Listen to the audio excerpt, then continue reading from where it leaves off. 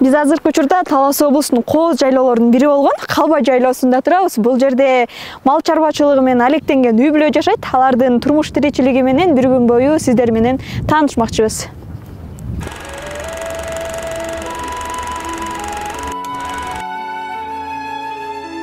Атым Кожо.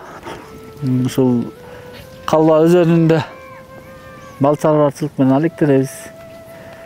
Ушул жерде атам атасы жайлаган ушул жайлоолорду. Анан кийин биз жайлап келатабыз. Чакабыз менен үй бүлөбүз менен көп жылдан бери. Ушул Калба өзөнү Туюктор деген жайлоо болот. Ушунун ичин биягы Туюктор. Мына Беш таштын көлү болот. Бияктары Итагар болот. Жайкы түшүнүп келип жайлоого чыгабыз, бий байлайбыз. Кыскасы ушундай мал чарбачылык менен алектенебиз үй бүлөбүз менен. Жайлоонун өзгөчөлүгү биягы эми салкын келет. Бияк жайлоо ушул өтмөй ашуусу менен деңиз деңгээли бир болот да. 3300 метр жер. Мен билишимче ушундай деп жүргөн да. Малды жакшы кармайт жайлоолугу, эттүү семиз болот да бияктыкы. Ошосуна карап жакка келебиз. Жылкыга элдин жылкысын кошо алабыз, жылкыбызга. Койго кой кошо алабыз, уйго уй кошо алабыз.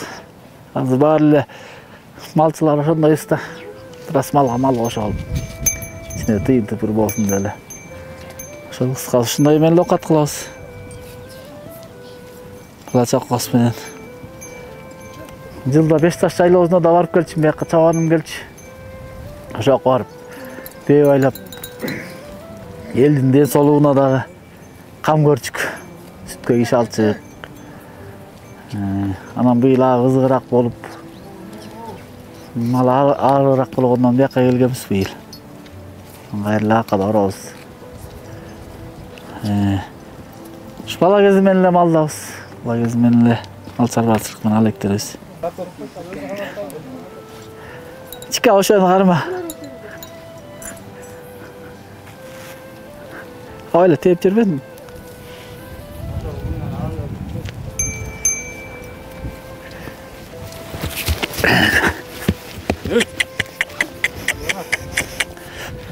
Мечканы карабай.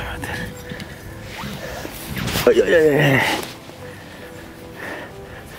Силла кулун кана зап койчу, кулун кана бүт албай. Шашып болгу. Бар ортороқ байлар, чика. Сен нарана катар, жанына байлай бер.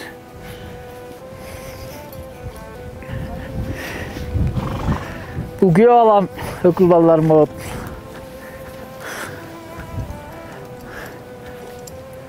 Ошо тосойкпу? Тыр. Кулун тосуп кал балам. Тосуп кал.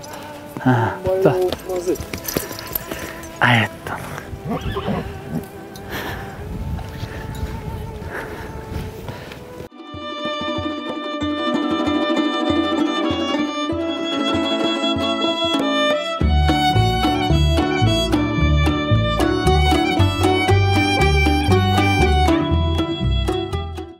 Жайлоонун жыты буркураган бул бийик тоолуу аймакта ар бир түтүн түтөп үйдүн очогун сактаган аял затын мээнети көрүнүп турат.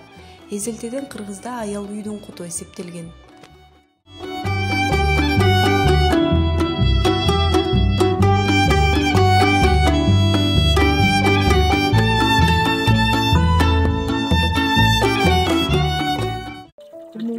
Эртең мененден баштап уйсап, сүт тартабыз. Анан нан бышырмай, чай бермей, от жакмай, ушундай жашоо өзүнүн ичинде.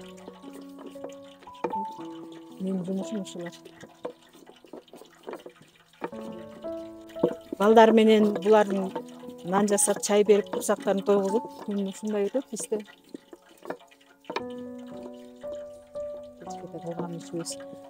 Өзүнүн ичинде тегерен нан жасап, үй жыйнап, чай берип, тамак берип. Азыр мына оймо салган жатам. Эртең мененки тамакка оймо жасап чай берейин.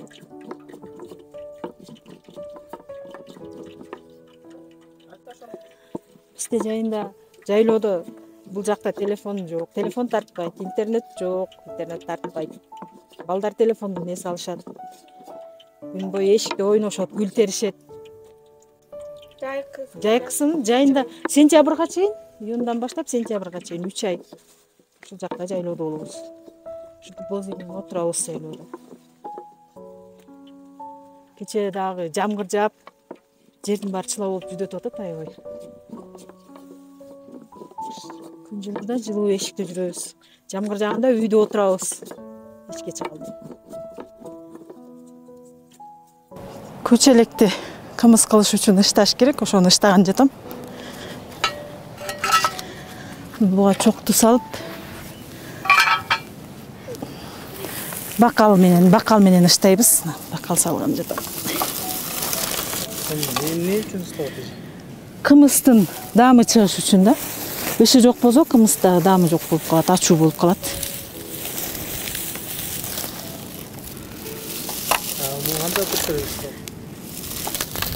Азыр бир жарым сааттай иштейбиз. Бул бир сыйра түтөп бүткөндөн кийин алып, кайра дагы жаңы салабыз да.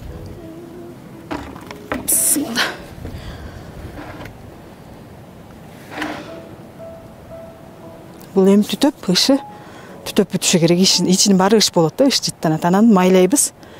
Анан кымыз кылабыз. Кымыз ошондо буну кымызды жасаш үчүн биринчи ыш дейт. Ышташ керек күйүнү жакшылап. Анан быш дейт. Бышыш керек, көбүрөөк бышыш керек да.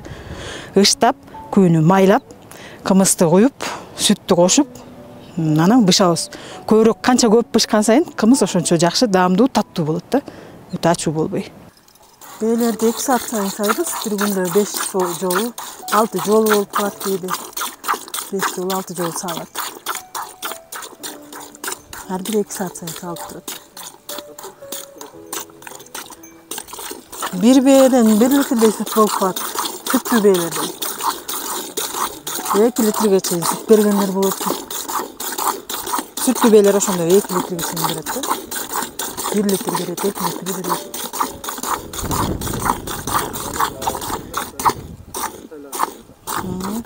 Алар эми кечке ошентип байланып турат. Кечинде кой берген болот.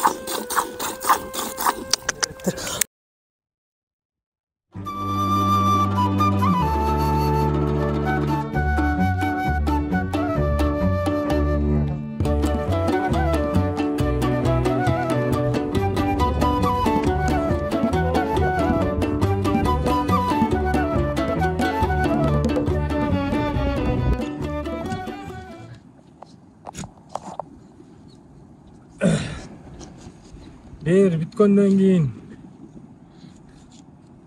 тети улундарды жерге камайсың корок туруп.